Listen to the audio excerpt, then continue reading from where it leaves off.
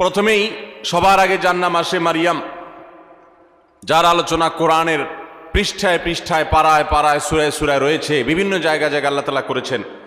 সেই মারিয়াম তিনি হলেন গোটা পৃথিবীর কিয়ামত পর্যন্ত আগত আমাদের সকল মা বোনদের জন্য সবচেয়ে উজ্জ্বল উদাহরণ, সবচেয়ে উজ্জ্বল দৃষ্টান্তগুলোর একটি।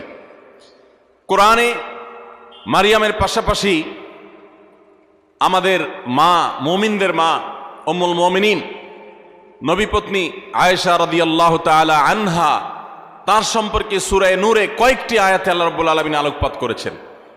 আমরা অনেকে জেনে থাকব আয়েশা রাদিয়াল্লাহু তাআলা আনহার চরিত্রে কালিমা লেপনের অপচেষ্টা এবং ঘৃণ্য কর্ম করেছিল মুনাফিকরা। আল্লাহ রাব্বুল আলামিন তার পুততা, পবিত্রতা, তার সতীত্ব এবং তার ব্যাপারে যে মিথ্যা অপবাদ দেওয়া হয়েছে, সেই মিথ্যা অপবাদ এবং ষড়যন্ত্র সম্পর্কে কোরআনে কারিমে অনেকগুলো আয়াত নাজিল করেছেন।